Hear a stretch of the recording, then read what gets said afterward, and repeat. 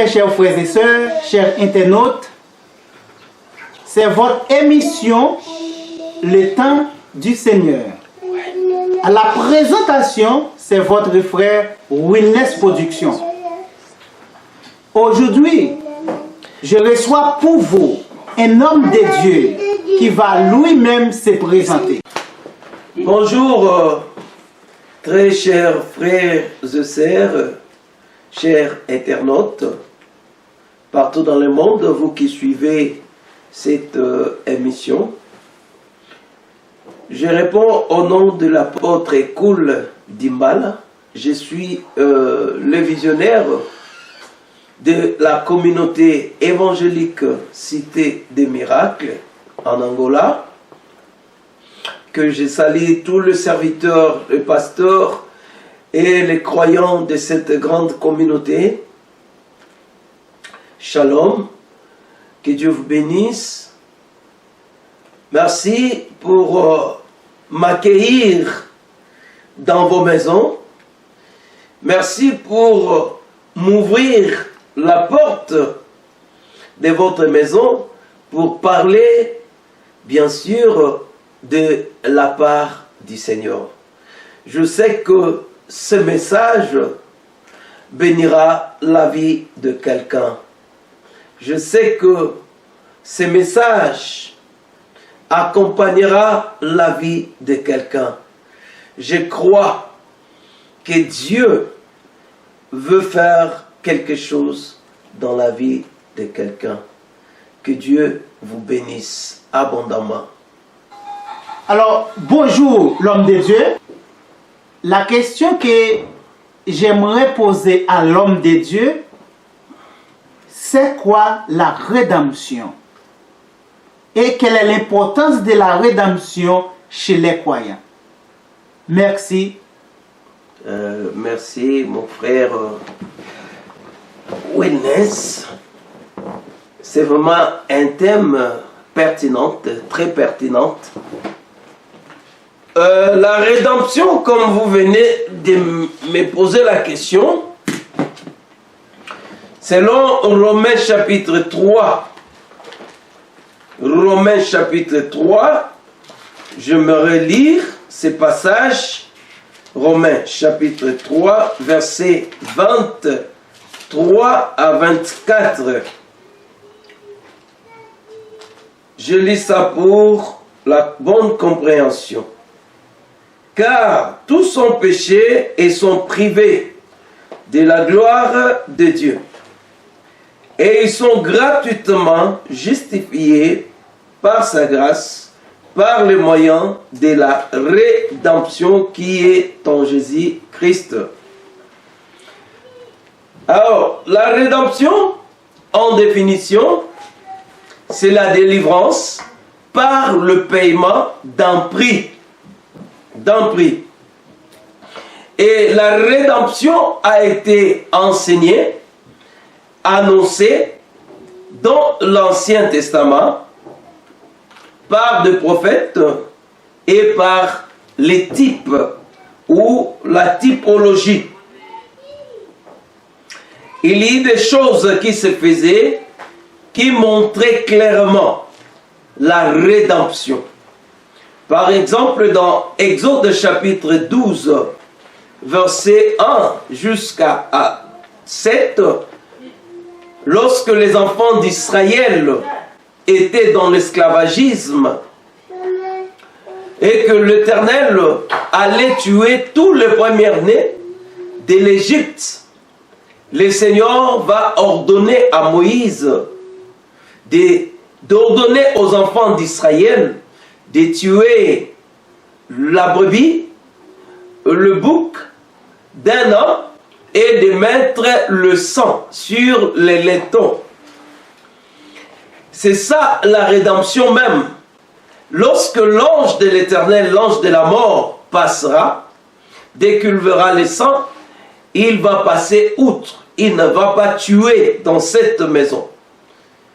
Donc, la rédemption, par définition, comme nous venons de le dire, c'est les rachats par le paiement d'un prix. Et le sang qui sur les laitons montrait que dans cette maison, il y a déjà quelqu'un qui est mort. Il y a déjà quelqu'un qui a donné sa vie pour les autres. C'était ça l'image de la rédemption. Pourquoi la rédemption? Je répondrai plus rapidement. Parce que selon la Bible, l'homme est considéré comme esclave, vendu au péché et condamné à mort. Romains chapitre 7, verset 14. Il est écrit, je suis par la loi vendu au péché. Donc l'homme est considéré vendu au péché. Il est considéré comme condamné à mort parce que le jugement de Dieu est sur lui. Romains chapitre 6, verset 23. Il est écrit, car le salaire du péché, c'est la mort. Mais une chose est vraie, malgré que l'homme soit vendu au péché, considéré comme mort, condamné à mort, cet homme vendu est susceptible à être racheté, mais par un prix. Quel est le prix? Le prix du sang. Le sang de qui? Le sang de celui qui va le racheter, c'est-à-dire du rédempteur. Et celui qui devait racheter l'homme bien-aimé de Dieu, cet homme que nous appelons rédempteur, avait des conditions sine qua non à remplir. La première des conditions, il devait être innocent. La deuxième condition, il devait être sans péché. Et la troisième condition, il ne devait pas y avoir de tache sur lui. Donc, il devait être sans tache. Il devait être sans tache. Et le mot rédemption est défini par trois mots grecs. Et le premier mot, c'est agorazo. Agorazo, qui veut dire action d'acheter un objet au marché. C'est l'action d'acheter un objet au marché. Et deuxième mot, c'est exagorazo. Exagorazo qui veut dire acheter et amener un objet en dehors du marché pour les soustraire à toute nouvelle transaction.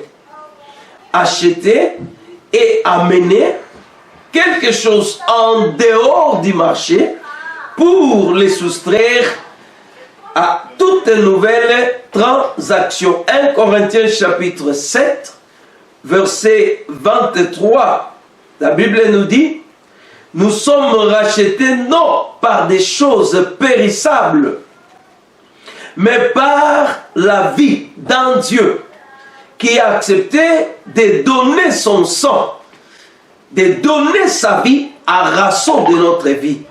Bien-aimés, vous qui me suivez, laissez-moi vous dire qu'il y a quelqu'un qui est allé vous chercher, qui est venu nous chercher dans le marché où nous avons été vendus, le marché du péché. Cet homme a accepté de descendre. Le Dieu, il a pris la forme de l'homme, la forme humaine. Il a accepté d'aller jusque dans le marché du péché où nous avons été vendus pour nous racheter. Écoutez, bien-aimés de Dieu, cet homme était innocent. Il était innocent, sans péché, sans tache. Mais il a donné sa vie à rançon de notre vie. Il a pris notre place. Il a accepté de devenir péché pour toi et moi. Voilà l'importance même de la rédemption. Il n'est pas facile pour un Dieu de vêtir la forme de sa créature.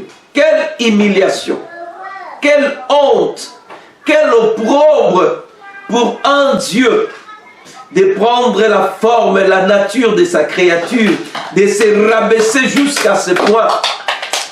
Christ l'a fait. Il a pris, il a donné sa vie à rançon de notre vie. Il a pris notre forme. Il a accepté de devenir péché pour nous. Bien-aimés, ce n'était pas facile en s'inculter d'aller mourir à la croix, d'accepter de sacrifier sa vie pour toi et moi. C'est ça, la mort de Jésus, c'était le prix pour ta vie. Jésus a donné sa vie, bien-aimé, à rançon de ta vie. Il a accepté, bien-aimé, de prendre ta place. Il a accepté d'être flagellé. Il a accepté l'opprobre, la honte, l'ignominie à cause de toi et moi. Pour payer le grand prix qu'il nécessitait pour le salut de l'humanité. Voilà pourquoi Christ est monté sur la croix du Calvaire.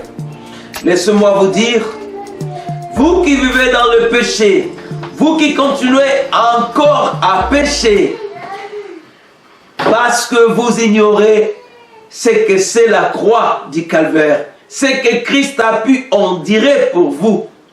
Jésus, il a accepté de prendre la forme humaine, de descendre sur terre pour aller dans le marché où toi et moi nous avions été vendus. La Bible dit, mon peuple a été vendu gratuitement.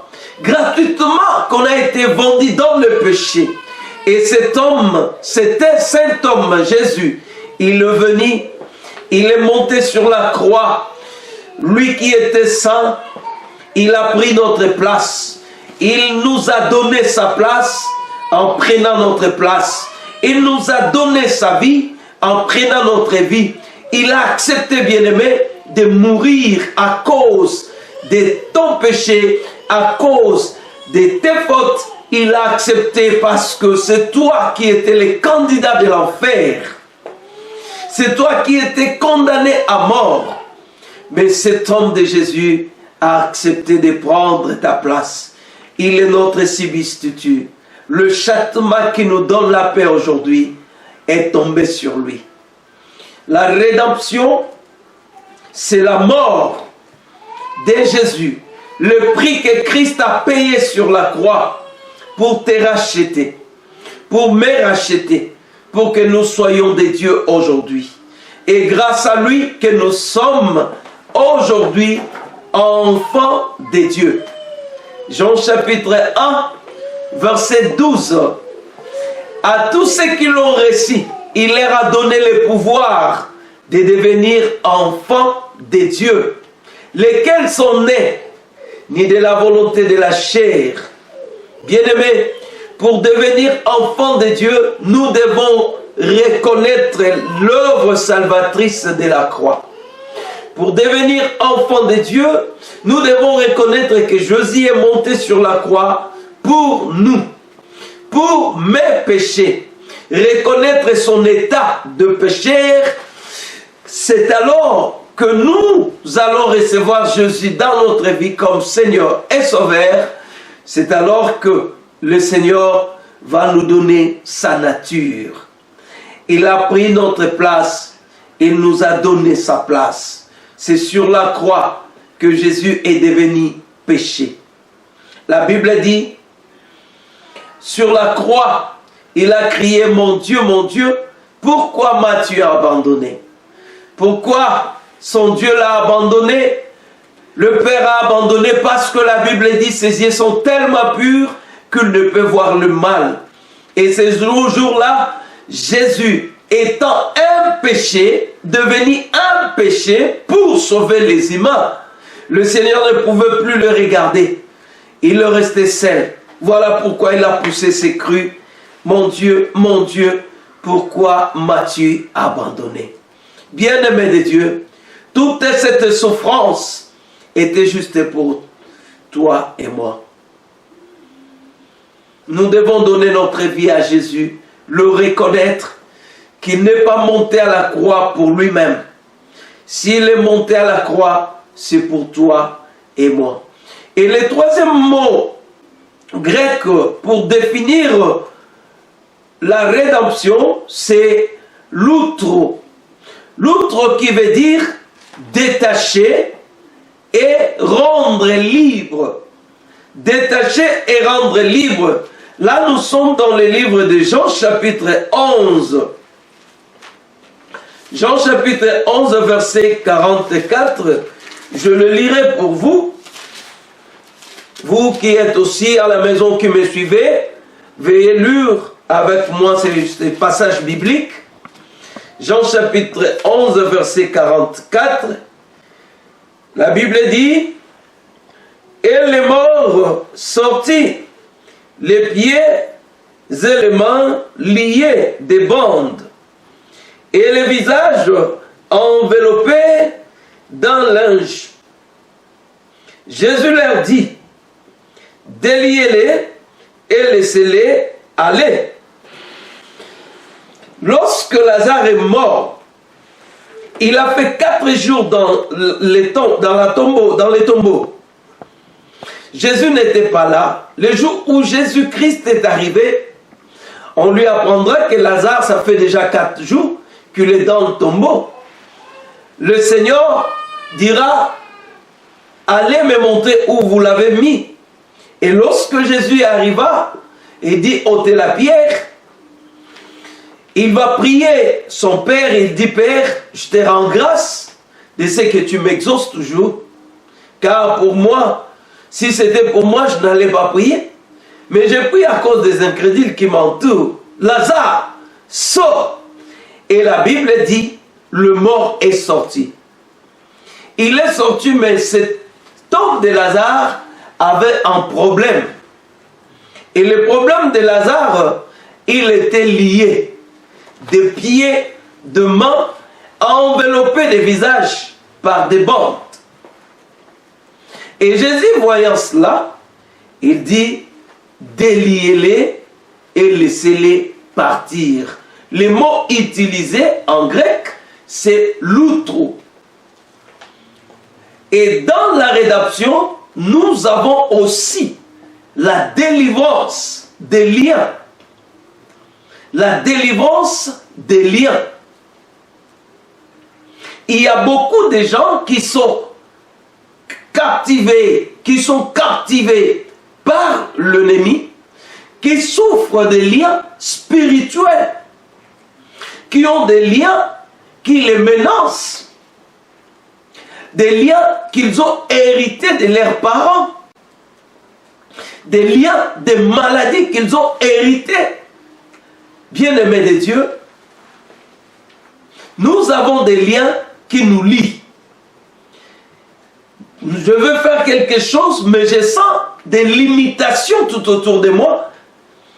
Il y a dans la famille une maladie héréditaire qui tue chaque année. Il y a des maladies familiales. Le père a souffert de cette maladie. Le fils aussi. Le grand-père aussi. Et ça descend comme cela. C'est un lien. Et nous avons besoin de la délivrance. Besoin de la délivrance. L'outro. Tu peux écouter la voix de Jésus, tu es dans l'église. Tu me diras que je suis chrétien, comme quelqu'un me dira que le message de la rédemption n'est pas pour le chrétien, mais c'est un message pour le païen. Oui, bien-aimé, c'est un message qui concerne et les païens et les chrétiens. Parce que nous avons tous besoin de la délivrance. Et sans la croix de Jésus, nous sommes nuls. Il n'y a pas la raison d'être chrétien, appelé enfant de Dieu. Sans la croix, nous sommes perdus. Sans la croix, nous sommes liés, aveuglés par le diable, par l'ennemi. Nous avons besoin de la croix de Jésus pour être libérés sous l'emprise de l'ennemi. Beaucoup sont des prisonniers spirituellement. Ils font des choses, ils n'avancent pas. Malgré, ils ont le courage de chercher de l'argent, l'intelligence, la sagesse, mais rien ne marche dans leur vie. Dans le domaine du foyer, tu remarqueras que les gens ne se marient pas. Le mariage ne tient pas. Il y a beaucoup de choses qui montrent que vous êtes prisonnier lié quelque part. Malgré les efforts fournis, mais vous ne progressez pas. Il n'y a plus rien qui tienne. Vous êtes limité, frère. Tout ce que vous faites, ma soeur, ça ne tient pas. Vous avez besoin de la délivrance, quoique vous êtes dans l'église. Jésus va dire à Lazare de sortir du tombe. Lazare est sorti du tombe, mais une chose est vraie, il était lié. Le Seigneur vous a racheté, vous êtes sorti du marché, mais vous avez aussi besoin de la délivrance. L'Esprit du Seigneur est sur moi, parce qu'il m'a oint, pour délivrer ceux qui se trouvent sous l'emprise de l'ennemi. Bien-aimés de Dieu, nous avons besoin de la délivrance dans nos vies. Là où les choses semblent ne pas marcher. Laisse-moi te dire, un échec pour la première fois, c'est normal. Mais lorsque l'échec devient répétitif, laissez-moi vous dire, il y a quelque part quelque chose qui cloche dans ta vie. Tu t'es marié pour la première fois, et tu as divorcé pour la deuxième fois. Encore, laisse-moi te dire, il faut le suspecter. Le premier fiancé est venu, il est parti sans raison valable. Le second encore, il part sans raison valable. Laisse-moi te dire, tu dois réfléchir. Il y a un, ça ne va pas. Il y a quelque chose qui cloche. Voilà pourquoi nous parlons de la rédemption. Dans la rédemption, nous avons la délivrance. Bien-aimé de Dieu. Jésus va ordonner à ses disciples, déliez-les et laissez-les partir. Parce qu'avec les liens, même si tu es chrétien, lié, tu ne sauras pas aller loin avec Dieu. Tu travailleras avec Dieu, mais tu seras limité. Il y aura toujours des limitations dans ta vie. Voilà pourquoi, bien-aimé de Dieu, nous avons besoin de la délivrance. Oh, que Dieu t'aide, toi qui me suis, au travers de cette vidéo. Que l'Esprit de Dieu t'aide et qu'il vienne à ton secours et qu'il te délivre par la puissante main de Dieu, au nom puissant de Jésus-Christ. Que le ciel ait pitié de toi. Bien-aimé de Dieu, c'est ça la rédemption. Jésus a payé pour nous. Il a payé pour nos péchés. Et la Bible dit dans Jean chapitre 8, verset 32, vous connaîtrez la vérité et la vérité vous affranchira. J'aimerais que tu lises avec moi pour terminer. Jean chapitre 8, verset 30. On commence dans le verset 30 pour une meilleure audition. Une meilleure audition.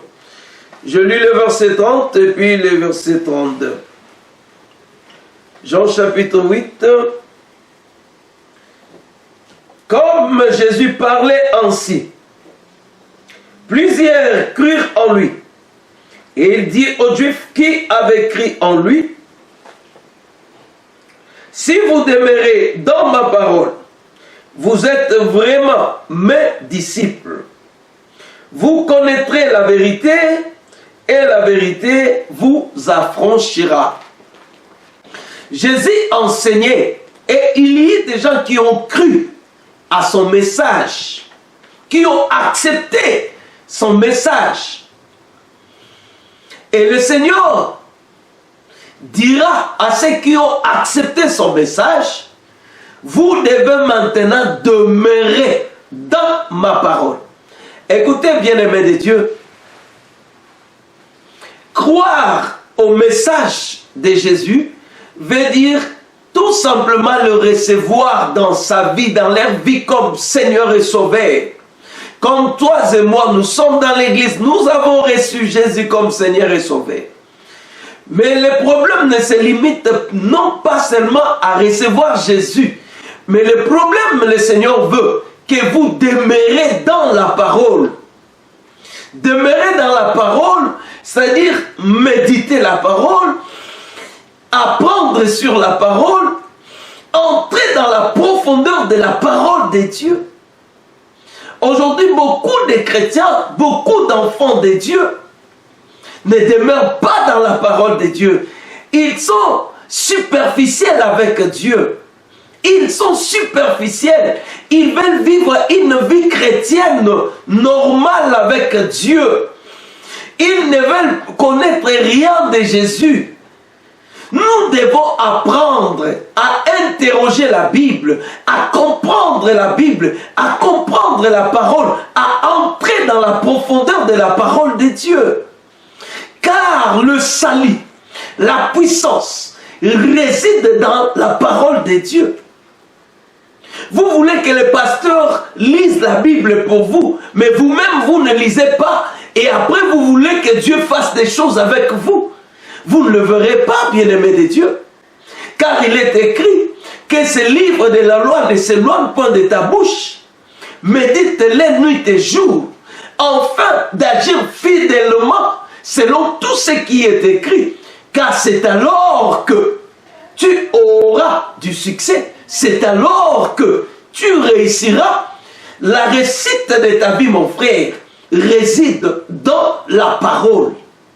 Si tu ne connais pas la parole de Dieu, il n'y aura pas de miracle, il n'y aura pas de délivrance. Les diables, les sorciers de ta famille vont simplement continuer à te malmener. Pourquoi? Parce que tu ne connais pas la parole de Dieu.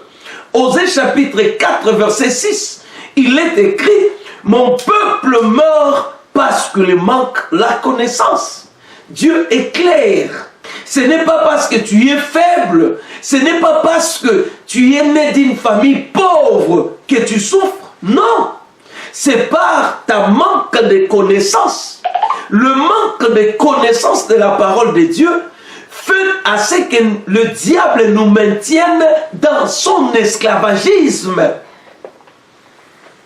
Voilà pourquoi Christ dira à ceux qui ont cru: vous devez demeurer dans ma parole.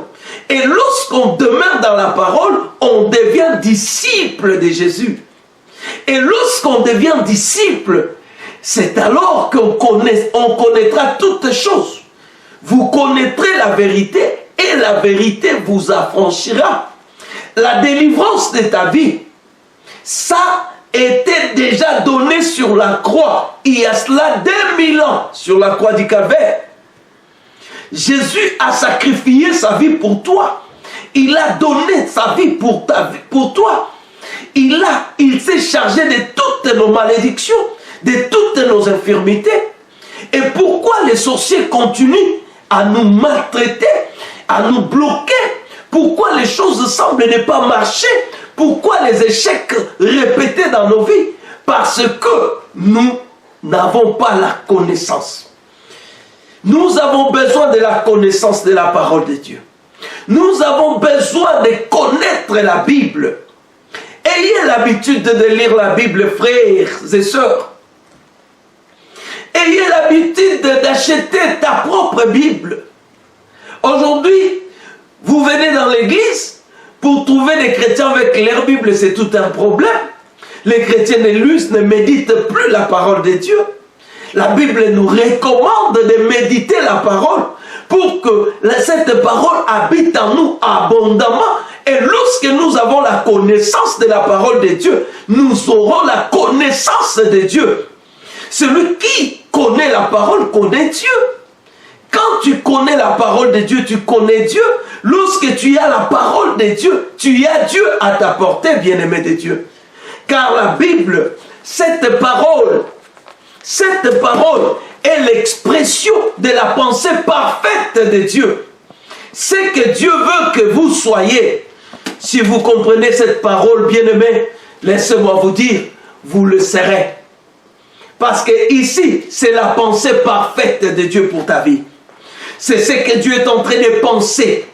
Chaque jour, Dieu pense pour toi. Chaque jour, Dieu a une pensée pour toi. Il a un projet pour toi. Je connais le projet que je formais pour vous. Projet de bonheur et non de malheur. Et pourquoi toujours le projet de malheur s'est allié à nous? Et pourquoi les choses semblent toujours ne pas marcher dans nos vies? Pourquoi toujours nous pleurnichons? Pourquoi toujours la maladie incurable? Pourquoi toujours? Alors qu'il est écrit sur la croix du calvaire, Jésus s'est chargé de toutes nos infirmités, de toutes nos malédictions. Il s'en est chargé ce jour-là sur la croix. Bien-aimé de Dieu, manque de connaissances fait que vous restez toujours esclaves. Mon peuple meurt parce qu'il manque la connaissance. Et la connaissance, c'est dans la parole. La connaissance est le maître délivreur de l'homme. Celui qui connaît existe. Comme quelqu'un a dit, un savant, celui qui a est. Lorsque tu connais, bien-aimé de Dieu, tu existes. Parce que tu seras libéré. La connaissance te rendra libre. Si vous demeurez dans ma parole, c'est alors que vous serez mes disciples. Et vous connaîtrez la vérité. Et la vérité vous affranchira. Et cette vérité dont Jésus parlait, c'est sa parole. Tout y est dans la parole, bien-aimé de Dieu. Jésus a tout accompli sur la croix pour nous. Voilà pourquoi l'apôtre Paul dira aux Romains, que dirons-nous donc à l'égard de ces choses? Si Christ est pour nous, qui sera contre nous? Et plus loin encore, il dira, qui condamnera le zélie de Dieu? Personne ne peut te condamner, ni le plus grand sorcier de ta famille, ni le diable lui-même, parce que Christ a tout réalisé pour toi sur la croix. Tel que tu es là, si tu souffres, laisse-moi te dire, c'est par ton ignorance. Si la maladie persiste dans ta vie, c'est par ton ignorance. Parce que tu ne connais pas, tu ignores le mystère de la croix de Jésus. C'est que Christ a réalisé sur la croix pour toi. Si tu connaissais cela, bien-aimé de Dieu, cette maladie ne peut pas exister dans ta vie. Ces problèmes qui se répètent chaque fois dans ta vie ne pourra plus rien dans ta vie. Personne ne peut te condamner. Même pas le diable lui-même. Parce que ce que Christ a fait sur la croix, il a payé pour toi. Et son sang crie sur toi nuit et jour. Père, celui-ci m'appartient. Laisse-moi te dire, tu n'appartiens plus au monde. Ta vie appartient à Jésus. Et tout ce que tu feras dans ce monde, tu es condamné à réussir. Tout ce que tu entreprendras, tu es condamné à aller de l'avant. Tu es condamné à avancer. Tu es condamné à réussir. Tu es condamné au succès. Tu es condamné à atteindre la sommité. Parce qu'il y a quelqu'un qui s'est sacrifié pour toi. Qui a donné sa vie à rançon de ta vie. Il s'est fait pauvre, de riche qu'il était, pour que toi et moi, nous soyons enrichis. Bien-aimé de Dieu. Voilà la rédemption. La rédemption, c'est que nous pouvons dire sur la rédemption. Christ a tout payé. Pourquoi les choses semblent ne pas marcher dans ta vie? Oh bien-aimé, si tu as besoin de nous, tu peux nous contacter au numéro qui est au bas de vos écrans. Vous pouvez nous appeler. Nous pouvons vous aider dans la prière et Dieu vous fera grâce. Si vous avez besoin d'apprendre sur la connaissance de la parole de Dieu, nous sommes là, bien-aimés. N'hésitez pas à appeler nous.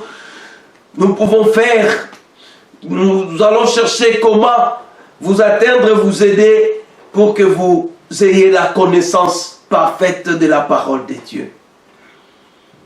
Jésus a tout accompli pour nous. Quel est ton problème? Quel est ton problème? Et qu'est-ce qui te fait pleurer? Quelle est cette maladie qui persiste dans ta vie? Quelle est cette maladie héréditaire qui ronge ta famille, qui tue dans ta famille? Quel est cet esprit qui contrôle ta famille? Oh bien-aimé de Dieu, aujourd'hui, à travers ce message, ma prière est que le Seigneur te fasse grâce et qu'il ouvre ton esprit pour que tu voies clair ce que Christ a pu réaliser sur la croix pour toi. Et que cette maladie, ce problème n'a aucun pouvoir sur toi si tu réalises au moins combien est puissant l'œuvre de la croix. L'apôtre Paul dit, c'est que Dieu n'a pas épargné son Fils pour nous. Combien la raison la plus forte, il ne nous donnera pas toutes choses avec lui. Oh bien-aimé, je suis héritier. Je suis co-héritier avec Christ. Parce que je reconnais l'œuvre de la croix. La croix de Jésus n'est pas en vain. Il n'est pas monté en vain.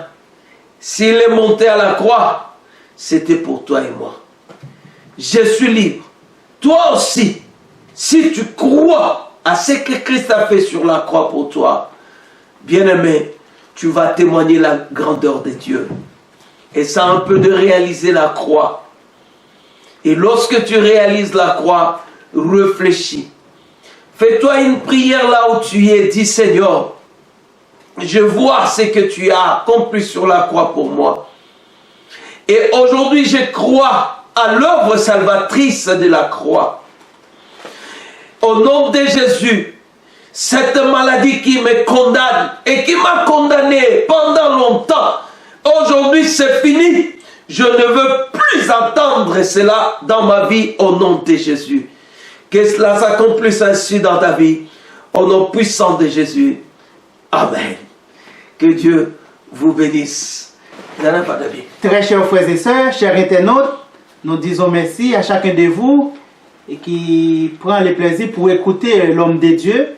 Je crois que chacun de vous a bénéficié quelque chose de la part de l'homme de Dieu, à savoir Apôtre Koul Dimbala. Alors, je vous prie de bien vouloir partager cette vidéo et pour pouvoir aider les autres à bénéficier de l'enseignement de l'homme de Dieu, parce que l'homme de Dieu a beaucoup de choses à nous offrir sur cette chaîne. C'est la raison pour laquelle il nous a demandé de lui appeler sur cet numéro. Vous pouvez lui appeler et si vous avez besoin de la prière, si vous avez besoin de quelque chose sur la Bible, vous pouvez lui appeler. Il peut vous donner, il peut vous aider avec n'importe quelle chose sur la question de Jésus-Christ. Parce que Jésus-Christ, c'est celui qui nous sauve. Il est là, il est accepté aussi pour vous aider. Alors, ne soyez pas timide. Je vous aime tous. Ne pas oublier de nous donner like les vidéos, donner les commentaires. Il faut commenter les vidéos pour nous donner et pour nous dire, disons, qu'est-ce que vous apprenez de l'homme de Dieu. Est-ce qu'il y a quelque chose qui s'intéresse dans le message? Alors, n'oubliez pas de lui appeler, de lui envoyer un message. Ça peut nous donner beaucoup d'énergie pour faire une autre émission pareille. Merci. Merci, au revoir. Que Dieu vous bénisse. Bye bye. Bye. Okay.